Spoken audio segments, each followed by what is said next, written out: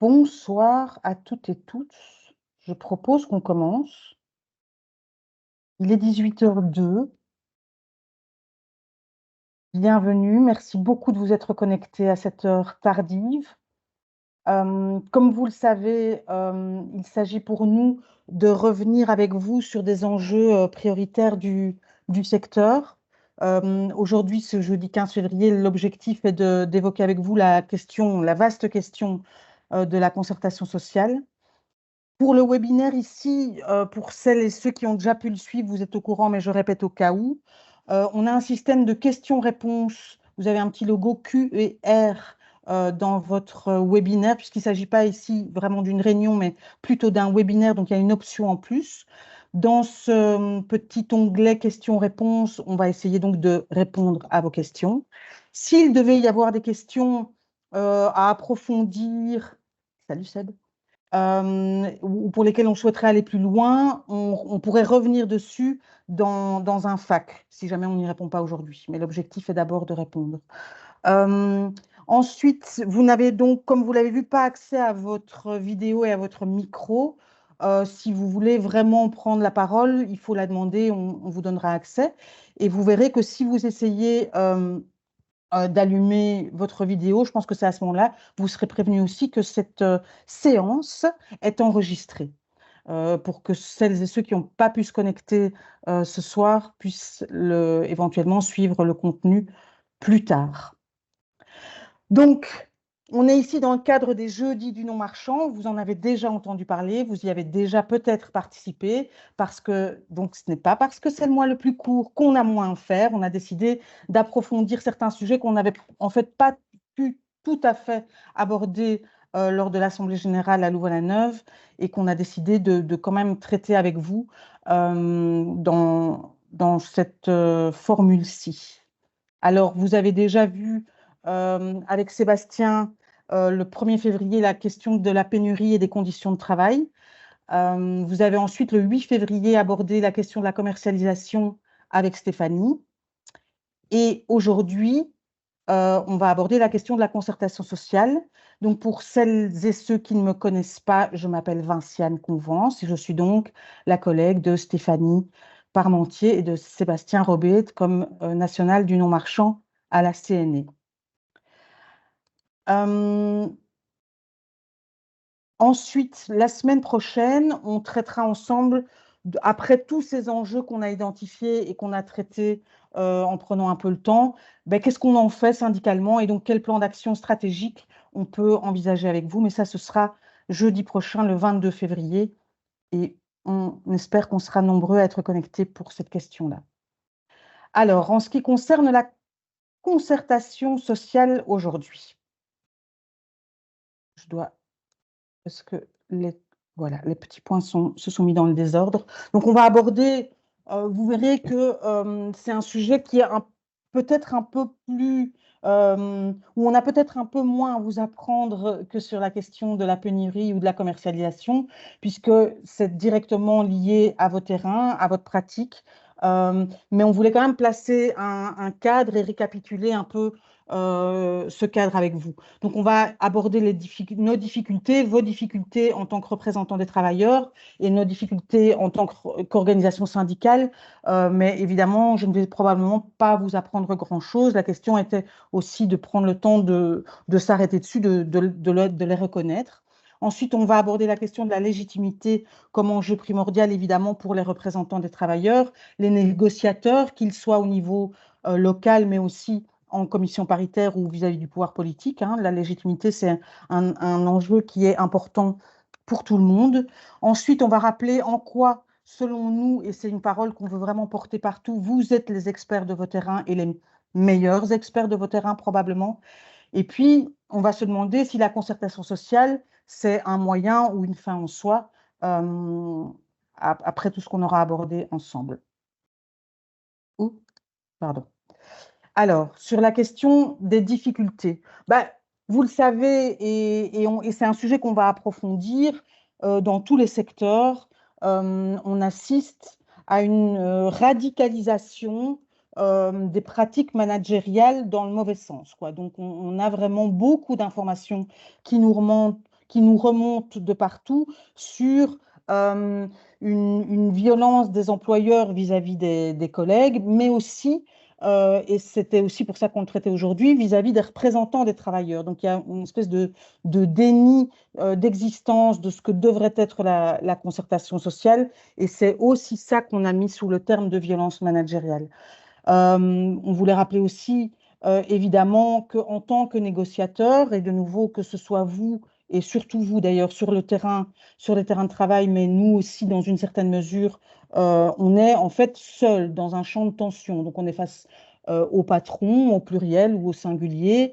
On a le front commun, qui est parfois source de tension aussi. On a une pression de sa base. On a parfois l'impression d'être entre le marteau et l'enclume et les contraintes de sa propre organisation syndicale, plus les tensions éventuelles à la maison, etc. Donc c'est quand même pas rien d'être représentant des travailleurs, d'être délégué syndical, et donc c'est quelque chose qu'on ne veut pas nier. On a même évoqué lors de l'Assemblée générale, et ça vous a fait à juste titre réagir, et c'est un sujet qu'on va continuer à creuser. On a déjà commencé à en parler en réunion permanente. On évoque même la question du burn-out militant.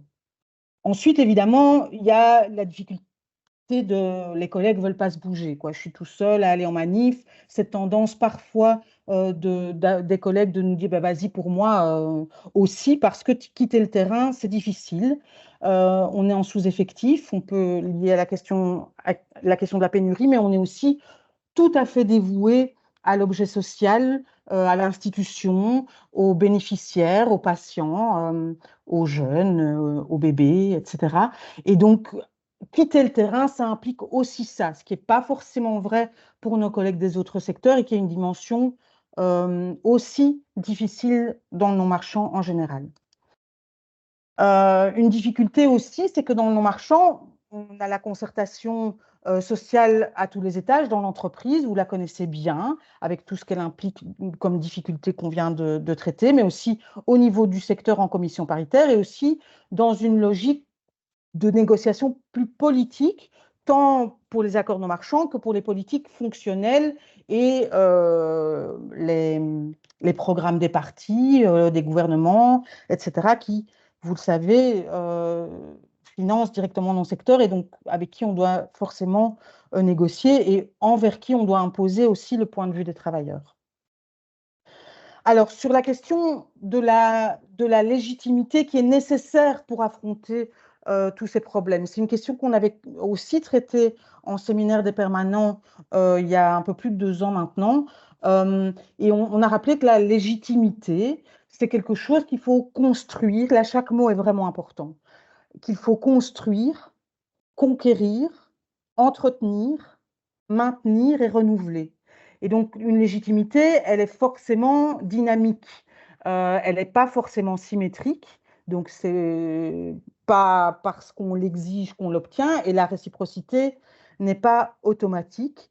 Et elle n'est évidemment pas stable ou définitive. Il faut la gagner, l'exiger, la protéger. Donc, c'est vraiment cette question qu'on peut lier aussi avec le congrès de la CNE, mais j'y reviendrai, de ne pas se considérer seul dans la construction de cette légitimité, mais de toujours, où qu'on soit en tant que négociateur, aller chercher des mandats et s'entourer du collectif pour aussi se protéger de cette pression dont on a vu qu'elle était vraiment particulièrement lourde.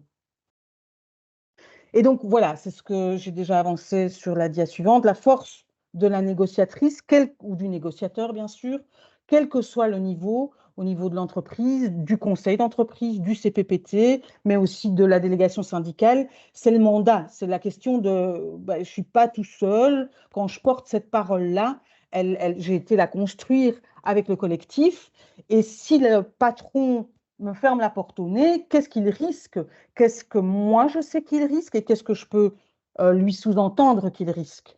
Donc, évidemment, on est beaucoup plus fort quand on a cultivé le contact avec le terrain, que ce soit par des enquêtes, des sondages, des pétitions, des assemblées, tout ce qui permet d'écouter, de récolter les avis et donc de faire bloc et de ne pas se sentir seul et donc plus fragile avec ce mandat. Donc, et d'impliquer les gens aussi, parce que du coup, si on ne parvient pas au mandat qu'on a défini ensemble, on a responsabilisé les gens sur le fait que si on n'y arrivait pas, eh bien, alors il y avait une mobilisation et que l'un implique l'autre. La mobilisation, ce n'est pas un devoir qu'on exige tout à coup de la part des collègues ou pour l'organisation syndicale de la part des délégués, mais elle sert à renforcer le mandat et à permettre de faire avancer le mandat qu'on a construit collectivement, quoi. Et donc, tout ça pour dire que la concertation sociale, c'est un mot important et qu'on voulait rappeler ici, mais ce n'est pas un moyen, c'est pas une fin en soi, c'est un des moyens pour arriver à nos buts.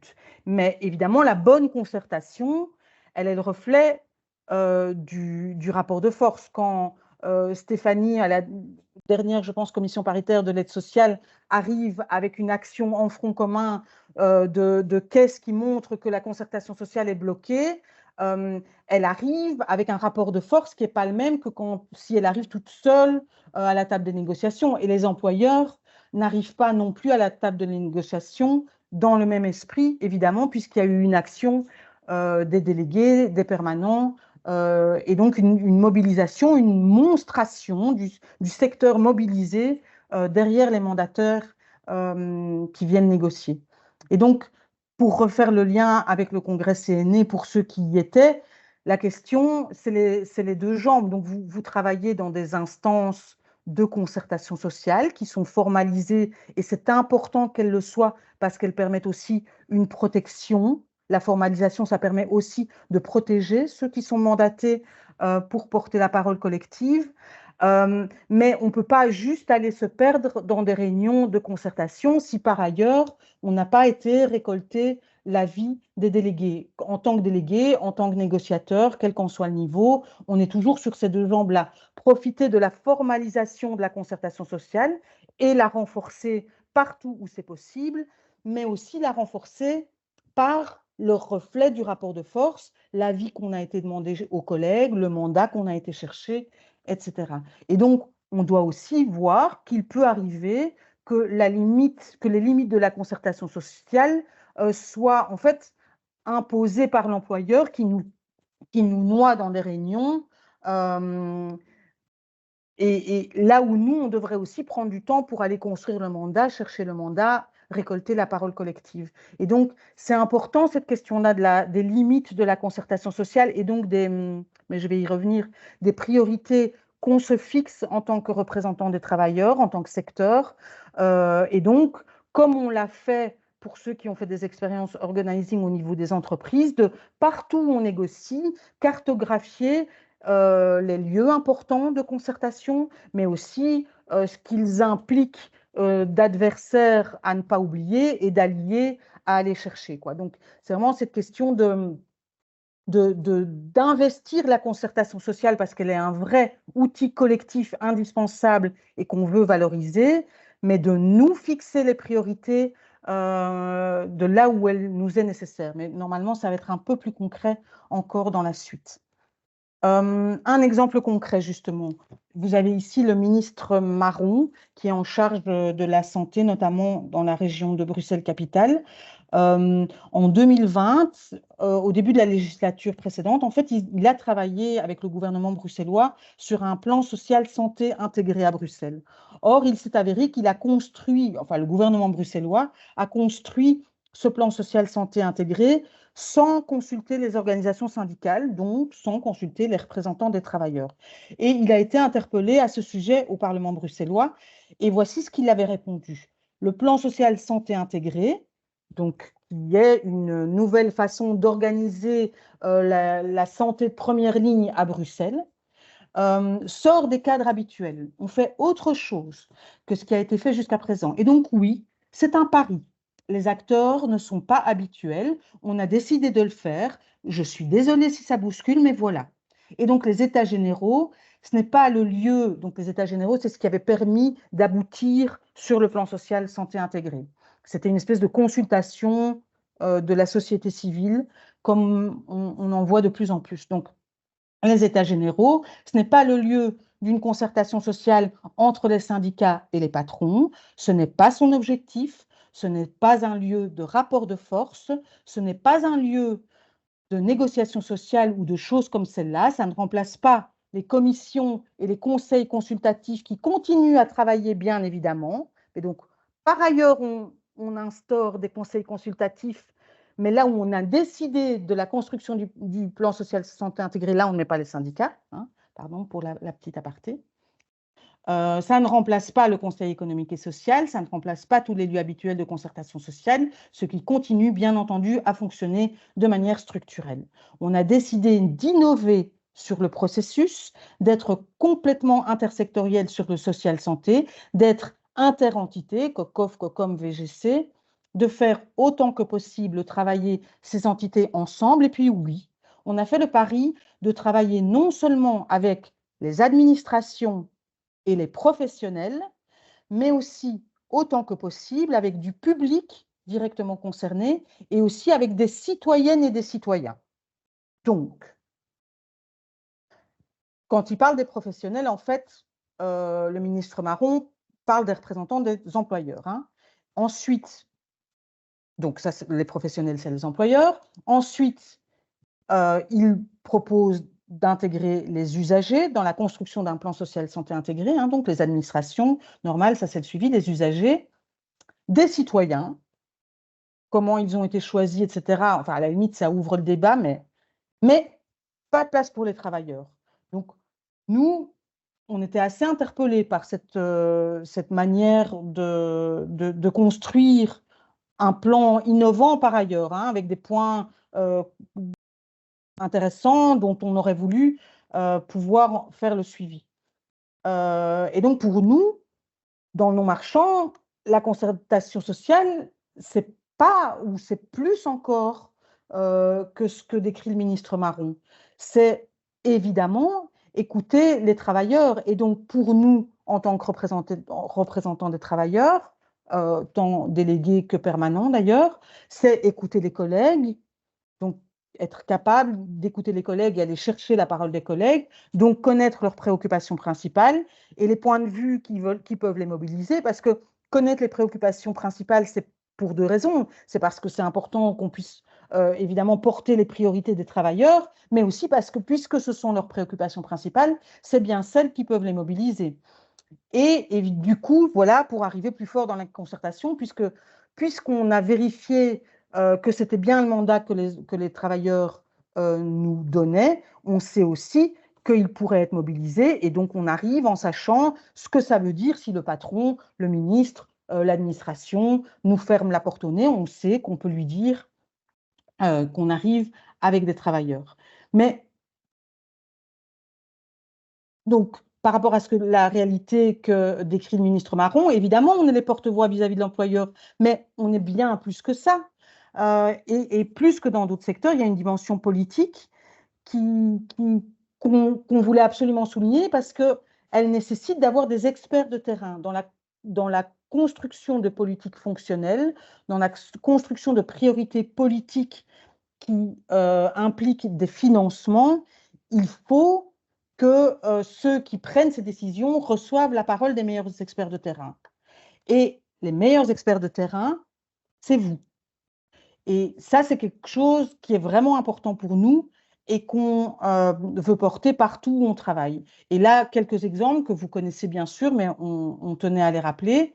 Quand le ministre Van den Broek, au niveau fédéral, réfléchit aux actes délégués de l'art infirmier, non seulement il demande à d'autres métiers de faire un boulot qui n'est pas le leur, mais en plus, lui et ses conseillers considèrent qu'il faut 1 minute pour faire une piqûre. Or, s'ils avaient pris la peine, lui et ses conseillers, de demander à celles, je dis celles et ceux, mais c'est surtout celles dont c'est le métier, elle lui aurait indiqué que c'est impossible en 1 minute et qu'il faut décomposer tout ce qui entoure l'acte de piquer. Et en l'occurrence, on a besoin de plus de temps que ce qu'ils ont daigné référencer. Un autre exemple, dans les bilans de santé, dans les services de promotion de la santé, il y a un schéma, une procédure à respecter. Mais en fait, ceux qui l'ont conçu ont oublié, dans leur timing très précis, qu'il fallait allumer l'ordinateur et qu'il fallait prévoir un temps pour l'allumage de cet ordinateur. Donc, résultat, en fait, on a tellement prévu en amont la procédure à respecter que c'est le travailleur qui doit arriver plus tôt. Dans l'aide sociale, un autre exemple, la commercialisation, vous en avez parlé avec Stéphanie la semaine dernière, amène des enjeux très concrets sur le terrain. Nous, vous, quand je dis nous, c'est parce que c'est la parole qu'on porte, mais vous êtes éducateur et la logique gestionnaire voudrait nous pousser à être des gardiens ou des babysitters. Mais nous, on est des éducateurs. Et en fait, on veut avoir même notre mot à dire dans les projets pédagogiques et pas seulement dans la gestion, dans la logique gestionnaire dans laquelle on nous pousse.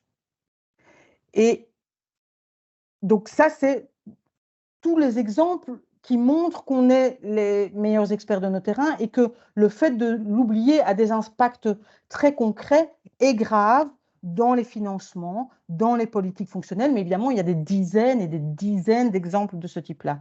Mais donc, nous, on veut porter cette parole d'expert partout où c'est possible. Mais par ailleurs, on doit aussi veiller à ne pas se noyer dans des instances qui sont parfois chronophages. Donc, c'est vraiment un équilibre à trouver et on le verra plus tard, notamment surtout dans les secteurs et dans nos instances.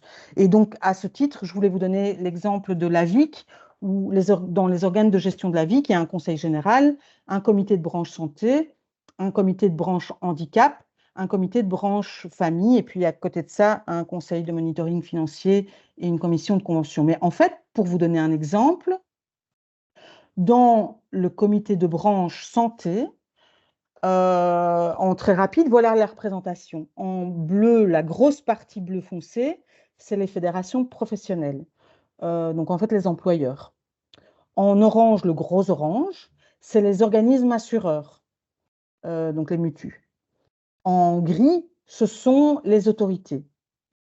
Et en jaune, ce sont en fait les travailleurs indépendants. Et le bleu clair, ce sont les travailleurs. Donc, en fait, on peut aussi se retrouver, et c'est ce que je vous disais quand je parlais de choisir les endroits où on décidait que la concertation était importante et dans laquelle on voulait s'investir avec notre expertise, c'est que si c'est pour se noyer, c'est pas la peine non plus. Donc on doit aussi exiger des organes soit exiger des organes de concertation ou de consultation qui sont plus équilibrés, soit si on est noyé de cette manière-là, ben, voir si c'est vraiment là qu'on doit aller en priorité. Mais ça, c'est un équilibre à trouver comme dans l'entreprise, dans une cartographie très factuelle, très concrète de OK, c'est quoi les objectifs? Là, quels moyens sont disponibles? Là, quels sont les alliés, les adversaires? Qu'est-ce qu'on pourrait obtenir? Et que ce soit vraiment que la concertation sociale soit vue comme un moyen parmi d'autres et avec l'appui de le rapport de force pour avancer sur nos propres objectifs, quoi. Oui, sur toujours le comité de branche santé à la VIC, il y a attaché à ce comité de branche des commissions. La commission première ligne de soins, hôpitaux, santé mentale, accueil, hébergement. Et donc ces commissions-là, il n'y a même pas de représentants des travailleurs. Et donc j'ai donné l'exemple ici de la commission accueil et hébergement des personnes âgées. Il y a 9 membres des organisations représentatives du secteur, donc c'est-à-dire, comme vous pouvez le constater, les employeurs, puisque c'est 2 mandats pour l'Union des villes et des communes, donc le secteur public, 4 mandats pour Femarbel, donc les maisons de repos privées, 1 mandat pour Santéa et 2 mandats pour UNESA. Donc c'est 9 personnes du banc des employeurs, et puis 9 membres des organismes assureurs, donc les mutus. Là, on ne nous invite même pas. Et donc, ça, dans cette cartographie, pardon, c'est important de le tenir en compte également. Et du coup, je l'ai déjà dit, mais pour récapituler, on doit vraiment se poser la question partout et de façon systématique, et c'est une question à se poser en secteur. Par rapport aux politiques fonctionnelles pour lesquelles nous souhaitons rappeler, et c'est aussi pour ça qu'on fait un mémorandum vis-à-vis des partis politiques, ou qu'on a interpellé les partis politiques pour dire qu'il était -1 pour les secteurs du non-marchand. Nous voulons que, évidemment, vos réalités de terrain alimentent les décisions politiques. Donc, ça, c'est le troisième point. Sur la question des programmes des partis et des programmes des gouvernements à venir, on doit pouvoir imposer la voix des travailleurs. Aussi dans les politiques fonctionnelles, quand on construit un plan social santé intégré à Bruxelles, ou qu'on on décide des agréments ou du suivi des secteurs dans les organismes tels que la VIC ou Eliscare, on doit pouvoir porter la parole des travailleurs. Et dans le suivi et le contrôle des administrations, vous avez beaucoup évoqué aussi la question des inspections, qui souvent ne rencontrent que les représentants des employeurs, alors que, évidemment, l'information qu'ils recueillent serait beaucoup plus riche et complète s'ils daignaient rencontrer les représentants des travailleurs dans les institutions qu'ils visitent.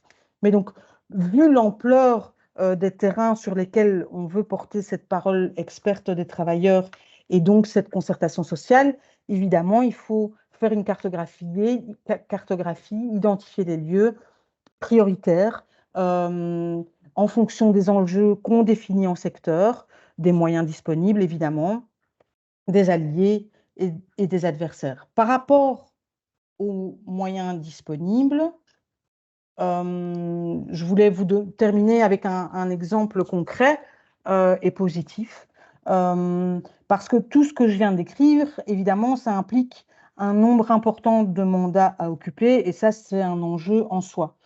Parce qu'il faut occuper les mandats, il faut avoir du temps, il faut pouvoir suivre les dossiers convenablement. Et nous pensons que ces mandats peuvent aussi être occupés par des militants, mais qu'il faut donc qu'ils soient libérés et qu'on reçoive des moyens pour être formés, outillés et poursuivre les libérations et remplacer les travailleurs qui rempliraient ces mandats, évidemment, pour que le travail sur le terrain des collègues n'en pâtisse pas. Et donc, je voulais vous donner un exemple concret, mais c'est le cas aussi pour l'accord non-marchand wallon. Dans l'accord non-marchand bruxellois, il y avait une enveloppe qui s'appelait mutualisation et qui, de l'avis de tous, mais de tous, donc des cabinets, des employeurs, sauf de celui de la CNE, cette enveloppe était une enveloppe employeur. Ils disaient non, mais ça se discute pas, c'est une enveloppe employeur, et d'ailleurs, dans l'équilibre général, ça c'était l'argument des employeurs, ça avait été discuté comme ça, puisque vous n'étiez pas dans la discussion à l'époque, mais ça avait été discuté comme ça, c'est une enveloppe employeur, 3 millions par an.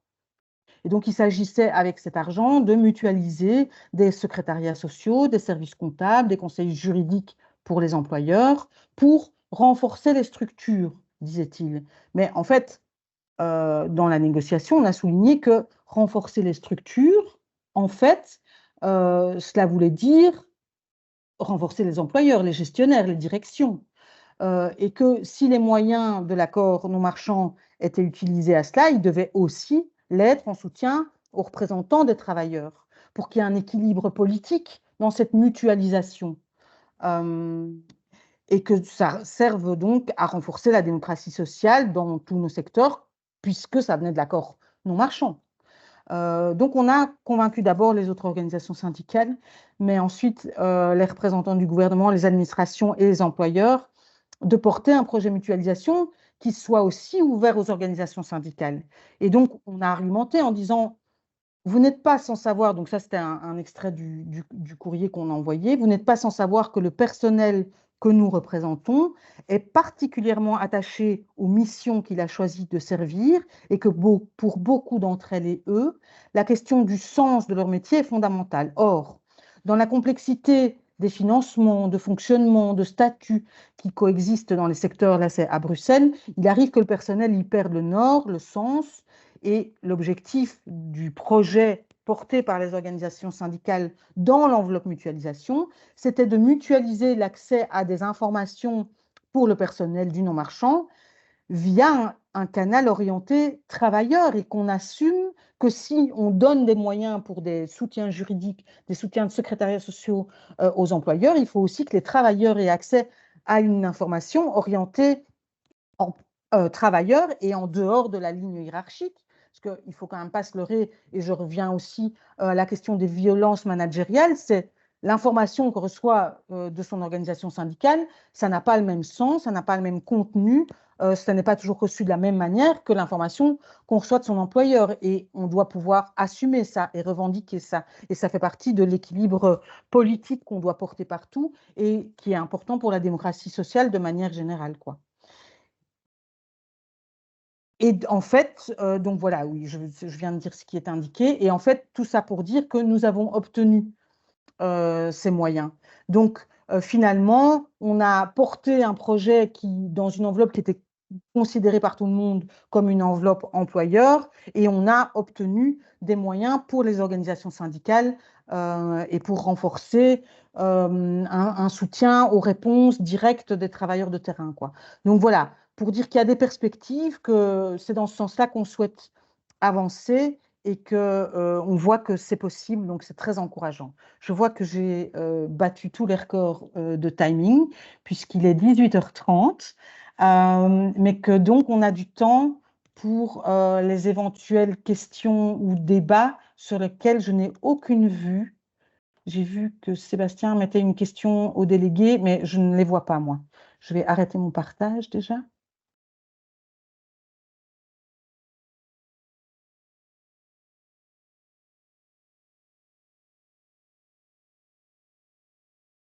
Donc, en effet, dans le question-réponse, j'ai mis une question pour les délégués, leur poser la question de quels enjeux de concertation ils existent au niveau local à l'aube des élections sociales, s'ils avaient, eux, des exemples ou des réactions par rapport à ce qui a été dit.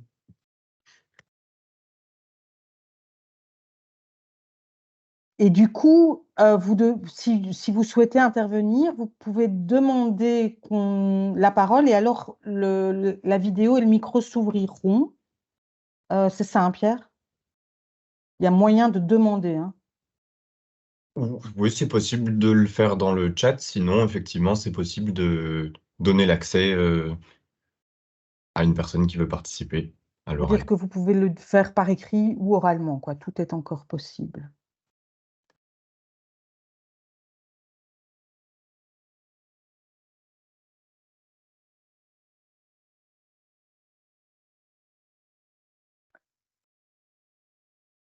Mhm. Est-ce qu'on doit s'inquiéter de l'absence de réaction? Parce qu'elle peut vouloir dire plusieurs choses. Soit what the fuck, ça n'a rien à voir avec ce que ça signifie pour nous comme enjeu, la concertation sociale. Et alors, je vous invite vraiment à pouvoir le dire et à donner des exemples de où se trouvent les enjeux pour vous. Soit on est vraiment OK et d'ailleurs on va aller se replonger dans le congrès de la CNE parce que cette question de retourner vers nos collègues pour aller chercher le mandat, faire des assemblées, et c'est vraiment quelque chose effectivement qu'on souhaite faire et on va aller dans ce sens-là. Ou alors il est 18h35 et on n'a pas envie d'avoir des discussions longues maintenant. Ah, François Wilmot.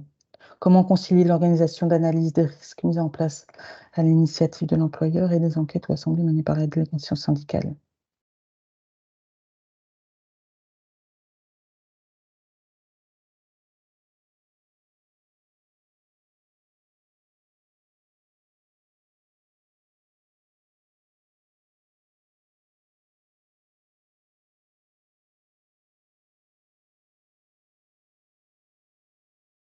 Vas-y, Sébastien. Moi, je veux bien répondre à François, ou en tout cas tenter une ébauche de réponse.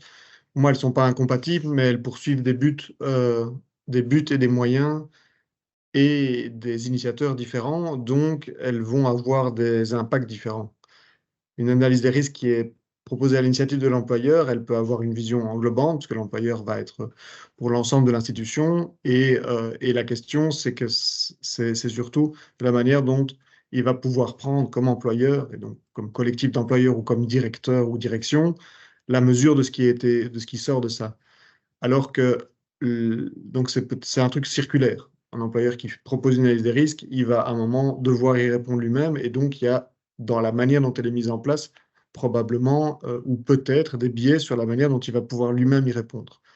Et quand les travailleurs présentent des revendications, des enquêtes, des assemblées au niveau de ce qu'ils considèrent être déjà des modalités réelles vécues par les travailleurs, c'est pour imposer un sujet et pour le mettre en œuvre. Donc c'est un peu à l'instar de ce que tu as dit, Vinciane, plus tôt. En tout cas, je trouve que c'est comment on impose les sujets pour ne pas être enfermé dans un cadre qui serait alors défini et éventuellement de manière circulaire. Mais en tout cas, il y a un lieu qui est le point commun de ça, c'est que c'est la concertation sociale organisée, c'est-à-dire le lieu qu'est le CPPT, par exemple, qui sera de toute façon le lieu qui doit avoir le dernier mot si on prend au sérieux l'organisation de cette, comme le dit Stéphanie, de cette institution.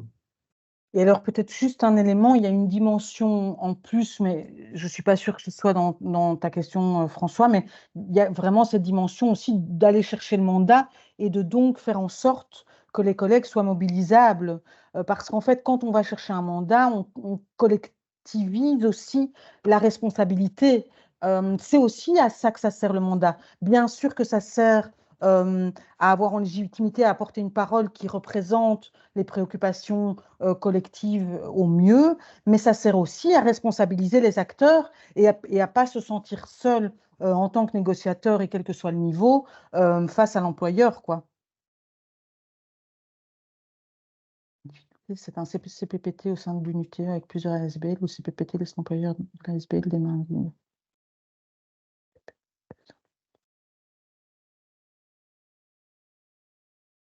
Oui, ben, du coup, justement, j'ai l'impression, mais je ne suis pas sûre d'avoir tous les tenants et les aboutissants, mais que il y a cette question de dire aux travailleurs, OK, ben, qu'est-ce qu'on fait? Puisque ça, c'est un enjeu, qu'il n'est pas pris en compte par la concertation formelle ou difficilement, quel levier nous, on peut, en tant que collectif, et donc, ce n'est pas juste sur la tête du négociateur, quel levier nous on peut proposer, quoi. Euh, Pardon, il ne faut pas lire les blagues de Seb. Donc c'est aussi de veiller à pas s'isoler comme négociateur, parce que du coup, quand la négociation formelle est difficile, on est plus facilement coincé.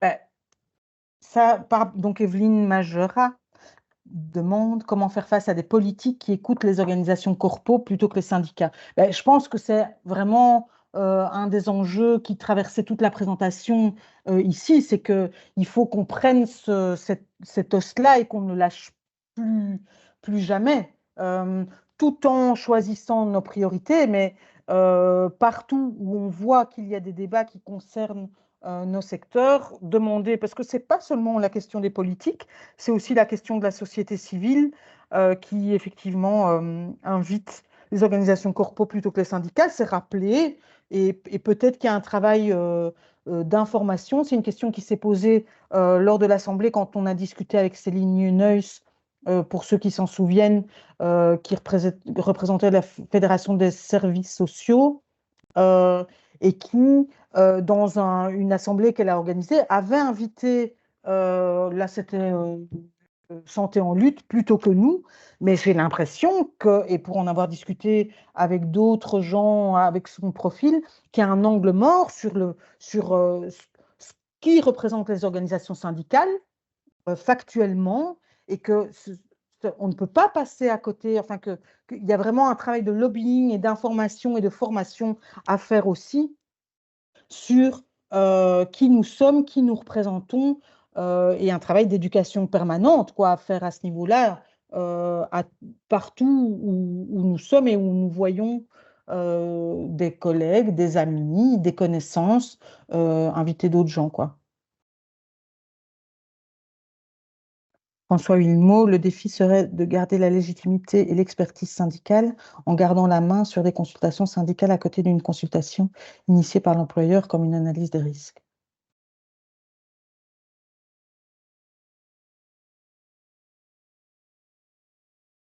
Je suis désolée, François, mais moi, je ne comprends pas tout à fait ce que tu veux dire.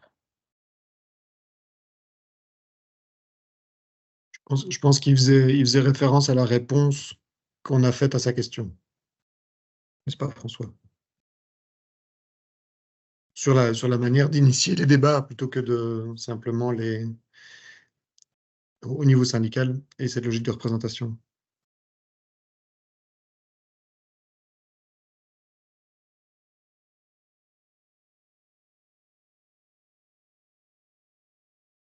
En fait, j'ai l'impression que vous n'avez vraiment pas accès à vos micros et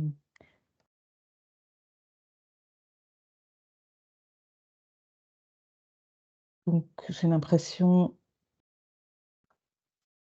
Comment faire respecter la concertation sociale actuellement par l'employeur et ses représentants profite du manquement de présence des permanents à l'aube des élections sociales.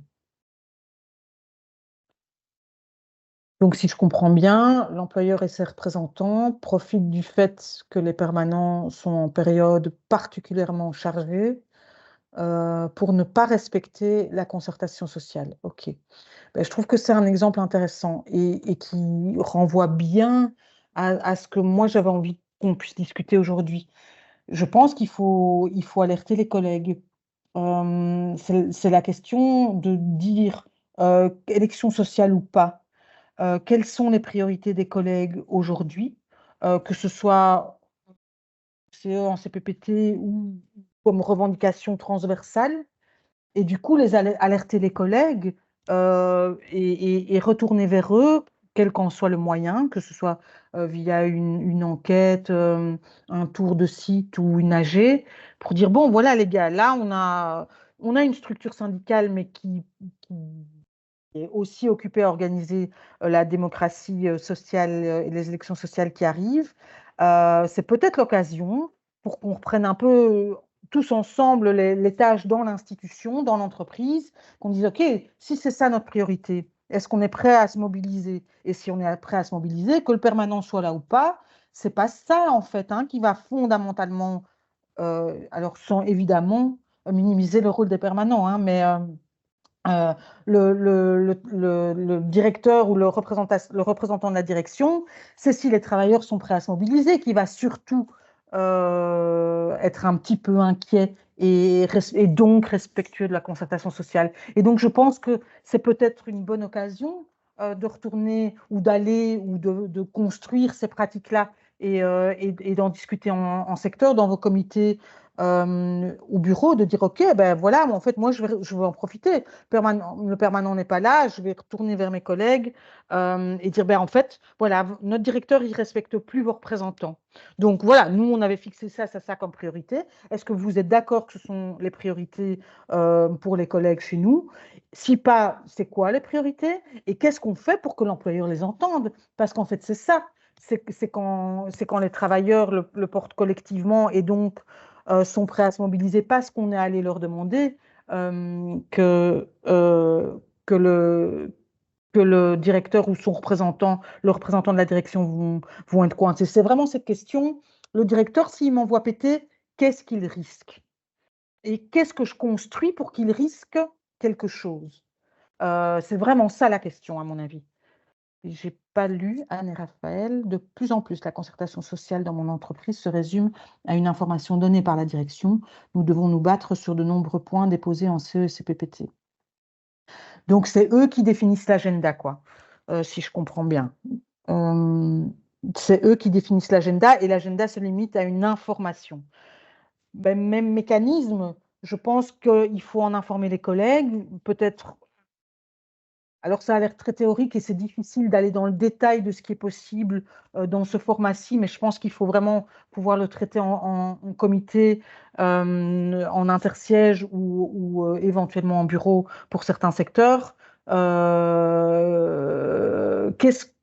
Comment on mobilise les collègues pour qu'ils, eux, fixent les priorités et que le patron, quand il arrive avec ses priorités et qu'il refuse d'entendre les nôtres, il sache, il sente, il entende qu'il a un risque d'avoir une réaction collective.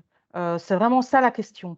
C'est vraiment pas une théorie abstraite, quoi. C'est vraiment la question de demander aux collègues, OK, et donc ça, c'est votre priorité. Et si l'envoyeur m'envoie péter, moi, je vais pas porter toute seule une priorité comme négociatrice. Je dois pouvoir dire au banc en face de moi, ben, en fait, si vous ne le respectez pas, c'est pas moi qui vais me fâcher tout rouge, ça n'a aucun sens et je ne vais pas m'y épuiser, mais il y a des travailleurs qui sont prêts à se mobiliser et c'est à ce moment-là, et toute l'histoire sociale le prouve, que les employeurs ouvrent des pans de négociation. Toute l'histoire sociale le montre et on peut y revenir partout où c'est nécessaire, à mon avis, dans les comités, et c'était aussi l'objet du congrès, en effet.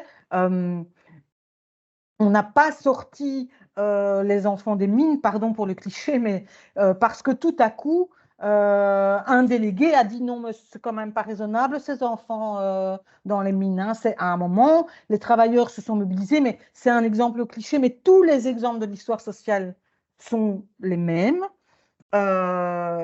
Parce que les employeurs ont compris qu'il y avait un risque de grève, de mobilisation et donc d'arrêt de leur activité. Et je pense aussi qu'on ne doit pas sous-estimer, je vais vous donner encore une anecdote de l'accord non marchand bruxellois, le gouvernement bruxellois était arrivé avec un montant de 30 millions d'euros. Et en fait, les travailleurs se sont mobilisés pendant un an, jusqu'au 1er juillet, où, allez, on est entre nous, une partie des travailleurs et des représentants des travailleurs étaient épuisés de cette mobilisation pendant un an qui a traversé tous les secteurs. Et en fait, on a donné rendez-vous devant le cabinet du ministre président Vervoort, mais on était 7. Mais en disant, on arrive devant le cabinet, on est prêt à bloquer la porte, on avait de quoi bloquer la porte, enfin, on a fait les gros bras, et on exige maintenant, mais c'était aussi la suite d'une année de mobilisation, mais c'était la dernière action en disant, mais ça, c'est pas assez 30 millions, ça ne couvre pas les besoins immenses des secteurs. Et en fait, on a appris par la suite qu'ils s'attendaient à ce qu'il y ait des bus qui arrivent. Donc, nous, je dis on était 7, c'est exagéré, on était 15. Mais en fait, ils s'attendaient, les ministres étaient en réunion en haut, au dernier étage, ils s'attendaient à ce que des bus arrivent en soutien et ils sont partis en cachette par derrière parce qu'en fait, ils avaient peur. Mais ils avaient peur pas de délégués très forts ou de permanents très forts qui gueulent très fort. Ils avaient peur de travailleurs mobilisés, de gens qui pourraient arriver et soutenir les revendications. Et le lendemain, on a appris que l'enveloppe, et ce n'était pas seulement suite à cette action-là, c'était le suivi d'une année de mobilisation, mais que l'enveloppe passait de 30 millions à 57 millions. Et donc, on ne doit pas sous-estimer ça, notre pouvoir de... Mais il n'est fort que s'il n'est connecté à un collectif. Non seulement parce que du coup, ce collectif peut se mobiliser, mais aussi parce que ça vous protège en tant qu'individu qui est face à la direction, de pouvoir dire, ben, en fait, ouais, ok, c'est non, ben, c'est non. Mais moi, je vais le ramener à mes collègues, on est en AG, on est 6, on est 12, on est 40, mais du coup, eh ben, il y aura sans doute une réaction du collectif. Et du coup, le rapport avec l'employeur n'est pas du tout le même, quoi. Je vois des sourires, mais j'arrive pas à suivre ce qu'il y a dans le chat en même temps.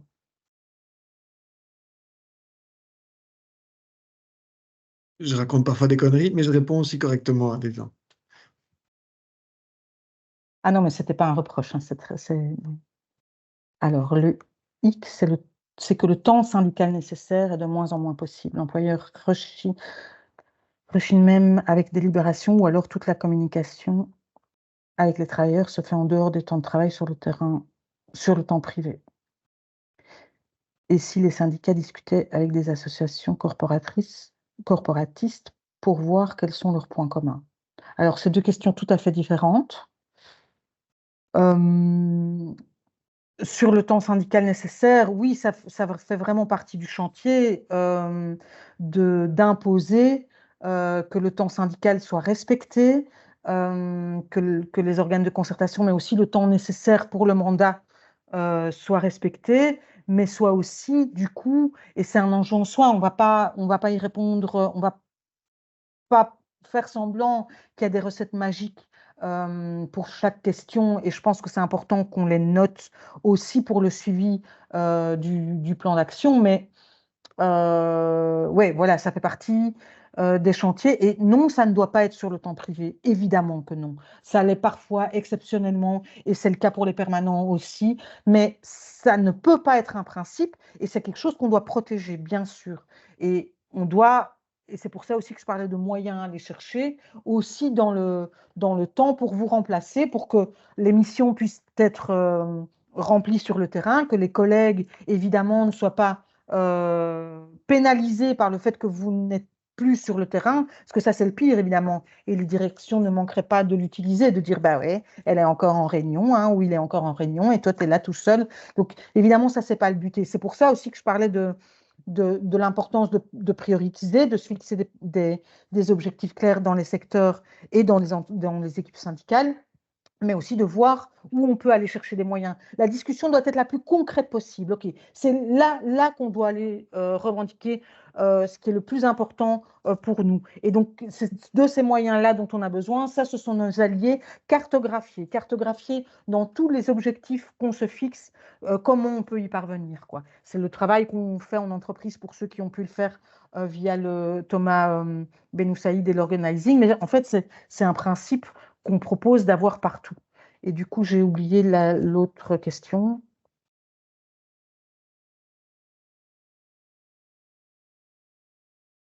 Il y a tout un débat, mais du coup, qui m'échappe, hein. Je suis désolée, je n'ai pas du tout lu en même temps que je parlais.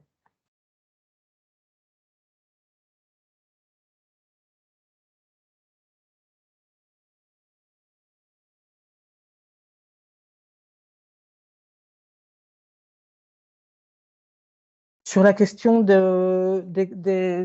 représentants des associations corporatistes, j'ai l'impression qu'il y a un débat qui est important, mais qui concerne le secteur et qu'il faudra et qu'il est important de mener avec Sébastien, en tout cas pour ce qui concerne les hôpitaux, ou avec les permanents régionaux dans les comités, parce que je ne pense pas que la question c'est d'être tout à fait fermé, mais la question c'est de garder notre juste place. Et notre juste place, elle est aussi le résultat d'une histoire sociale importante, et on représente des centaines de milliers de travailleurs. Il ne s'agit pas et il ne suffit pas de se considérer, de s'auto-estimer représentant des travailleurs pour l'être. Et nous, même si c'est important d'ouvrir le débat, je ne suis pas en train de dire qu'il ne faut pas ouvrir le débat, et c'est vraiment important que vous puissiez en parler, à mon avis, en comité et en bureau, mais nous, on doit aussi garder notre juste place. Et notre juste place, elle est fondamentale, elle représente des centaines de milliers de travailleurs, et elle représente une concertation sociale structurée qui permet aussi de protéger les travailleurs. C'est vraiment important ça. On n'est pas en train, et je peux comprendre que ce soit perçu comme ça, mais vraiment, ce n'est pas ça le propos, de dire que les syndicats doivent continuer à exister parce que les syndicats doivent continuer à exister et que c'est mon travail et que donc j'ai envie de continuer. On est en train de le dire parce que les organisations syndicales et la concertation sociale telle qu'elle existe et qu'elle est le résultat de toute une histoire sociale, elle permet de protéger cette concertation. Parce que sans élections sociales et sans formalisation de la délégation syndicale du CPPT et des protections qui s'y collent, c'est à celui qui gueule le plus fort, c'est à celui qui s'acoquine ou pas, ou de près ou de loin. Enfin, on voit bien tous les risques que ça implique. Et donc, vraiment, je trouve qu'il faut faire très attention à ça. Les organisations corporatistes, à mon avis, on peut faire des débats et c'est une question de secteur. Je pense que ça dépend fort des secteurs et que c'est pour ça aussi que ce sont des débats qu'il faut avoir en secteur. Mais on doit absolument, et c'était l'objectif aussi de la présentation aujourd'hui, garder et revendiquer notre juste place partout.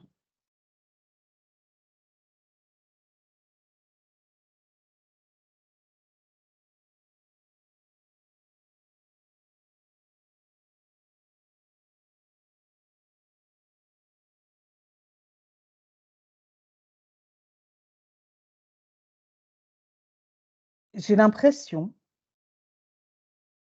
que ça ouvre beaucoup de débats et ouf, on a eu peur qu'il n'y en ait pas finalement Il y en a eu beaucoup et des très importants. Donc nous, c'est un sujet, vous l'aurez compris, qu'on continue à creuser, à formaliser, à structurer. Ça reviendra aussi dans la question du plan stratégique. Mais il est 18h56. On souhaitait vraiment pouvoir respecter l'horaire parce que c'est pas rien et on vous remercie vraiment infiniment de se connecter comme ça toute une heure en soirée pour une activité syndicale. Donc vraiment merci pour votre participation. On a noté les questions qui doivent continuer à être creusées et on essayera d'y apporter des réponses, mais on essayera aussi de continuer à les creuser avec vous parce que c'est évidemment surtout ça, et vous l'aurez compris dans toute la présentation, on souhaiterait vraiment que le représentant, qu'il soit représentant syndical au niveau de l'entreprise, qu'il soit permanent, quand un permanent porte la parole des travailleurs vis-à-vis des directions, qu'il soit au niveau des commissions paritaires, des fonds sociaux ou des politiques qu'on rencontre pour les permanents. Mais on souhaite vraiment que la question du porte-parole, elle soit portée collectivement pour protéger les porte-paroles que vous êtes et aussi pour construire la mobilisation des collègues, pour pouvoir, puisque la concertation sociale n'est pas une fin en soi, mais un des moyens pour pouvoir avancer dans nos revendications et nos objectifs. Donc, c'est vraiment ça l'objectif et je propose qu'on continue à réfléchir dans ce sens-là. Et donc, je vous remercie. C'est très bizarre de parler toute seule pendant une heure, mais je vous remercie beaucoup pour votre attention et votre participation. Et on se voit jeudi prochain pour la suite des discussions. Merci. Bonne soirée à tout le monde. Il est 18h58. À très bientôt.